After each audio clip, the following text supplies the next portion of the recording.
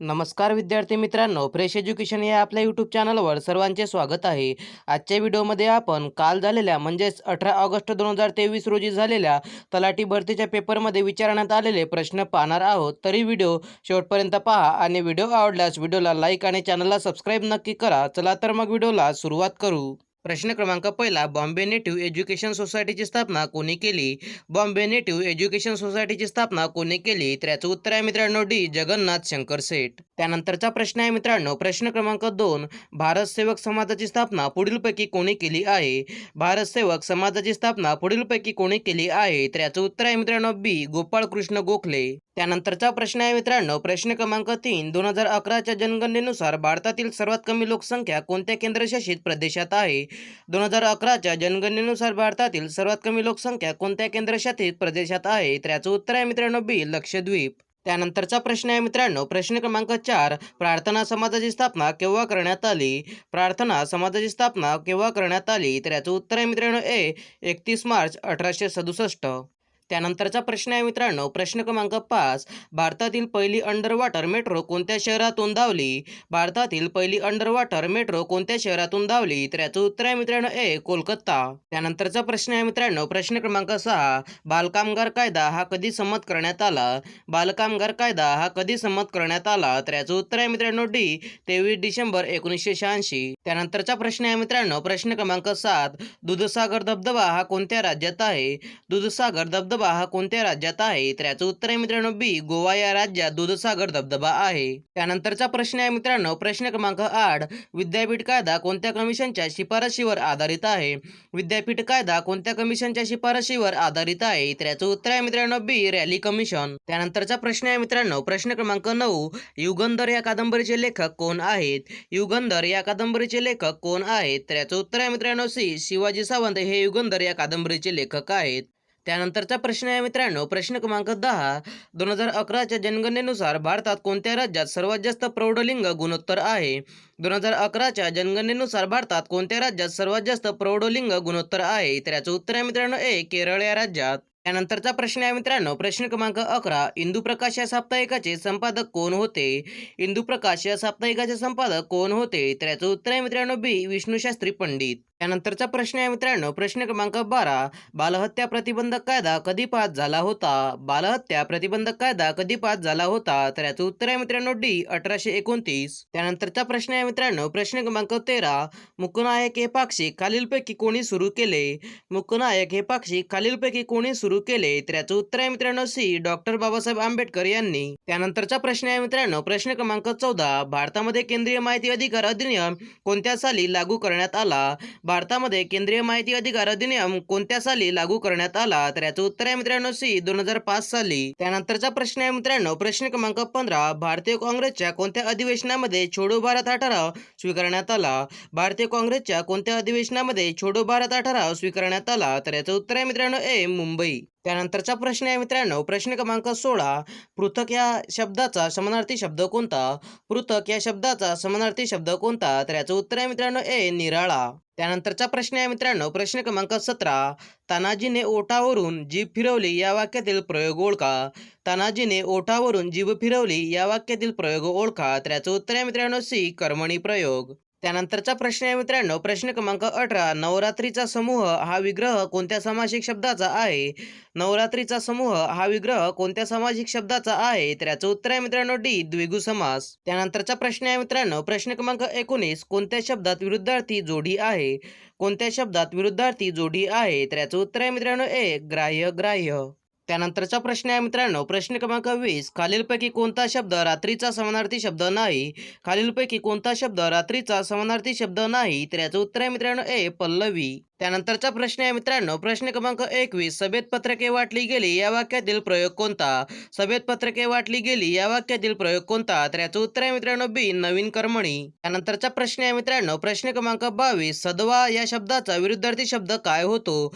सदवा या शब्दाचा विरुद्धार्थी शब्द काय होतो? तर याचं उत्तर आहे मित्रांनो डी. विधवा. त्यानंतरचा प्रश्न आहे मित्रांनो, प्रश्न क्रमांक 23, खालीलपैकी कर्मधारय समास असलेला शब्द कोणता? खालीलपैकी कर्मधारय समास असलेला शब्द कोणता? तर याचं याचं उत्तर आहे मित्रांनो ए भवसागर. त्यानंतरचा प्रश्न आहे मित्रांनो प्रश्न क्रमांक 24, नवोढा या शब्दाचा समानार्थी शब्द कोणता होतो? नवोढा या शब्दाचा समानार्थी शब्द कोणता होतो? तर याचं उत्तर आहे मित्रांनो ए नववधू. त्यानंतरचा प्रश्न आहे मित्रांनो प्रश्न क्रमांक 25, जनतेने त्याला तिसऱ्यांदा निवडून दिले या वाक्यातील प्रयोग ओळखा. जनतेने त्याला तिसऱ्यांदा निवडून दिले या वाक्यातील प्रयोग ओळखा. तर याचं उत्तर आहे मित्रांनो ए भावे प्रयोग. त्यानंतरचा प्रश्न आहे मित्रांनो प्रश्न क्रमांक 26, उन्नती या शब्दाचा खालीलपैकी विरुद्धार्थी शब्द कोणता होतो?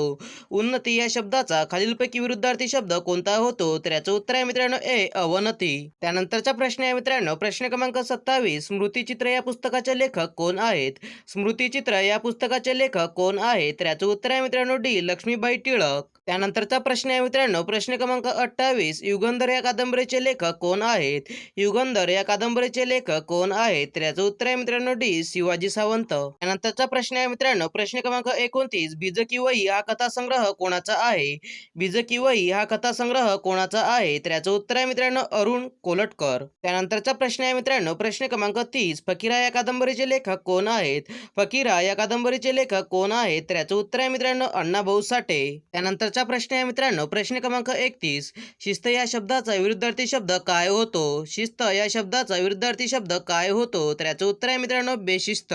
त्यानंतरचा प्रश्न आहे मित्रांनो प्रश्न क्रमांक 32, खट्याळ या शब्दाचा विरुद्धार्थी शब्द काय होतो? खट्याळ या शब्दाचा विरुद्धार्थी शब्द काय होतो? तर याचं उत्तर आहे मित्रांनो शांत.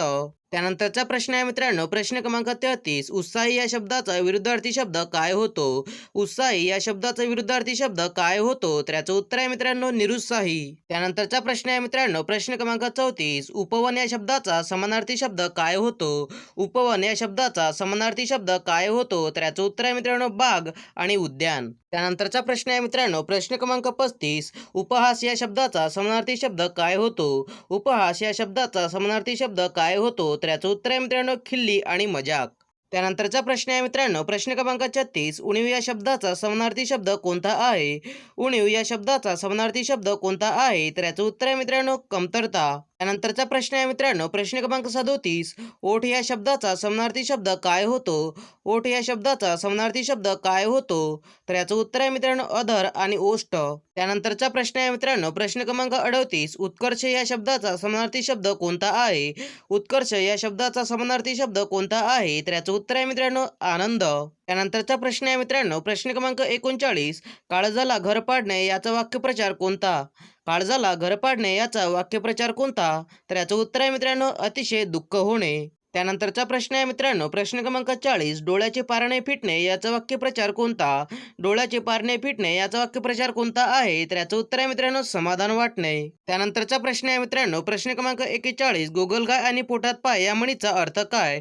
गोगलगाय आणि पोटात पाय या म्हणीचा अर्थ काय? तर याचं उत्तर आहे मित्रांनो बाहेरून दिसणारी पण मनात कपट असणारी. नंतरचा प्रश्न आहे मित्रांनो प्रश्न क्रमांक 42, अतिराग आणि भीक माग या म्हणीचा अर्थ काय होतो?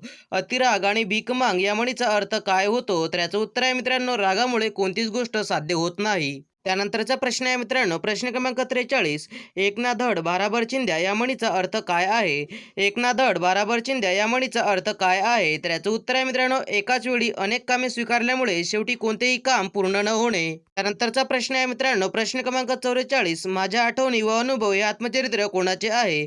माझ्या आठवणी व अनुभव हे आत्मचरित्र कोणाचे आहे? तर याचं उत्तर आहे मित्रांनो विरा शिंदे यांचे. त्यानंतरचा प्रश्न आहे मित्रांनो प्रश्न क्रमांक 45, भारतीय हवामानाची विषमता कोणत्या प्रदेशांमध्ये आढळते? भारतीय हवामानाची विषमता कोणत्या प्रदेशांमध्ये आढळते? तर याचं उत्तर आहे मित्रांनो दख्खनचा पठार. त्यानंतरचा प्रश्न आहे मित्रांनो प्रश्न क्रमांक 46, रक्त घोटण्याच्या प्रक्रियेमध्ये कोणते विटॅमिन कार्य करते?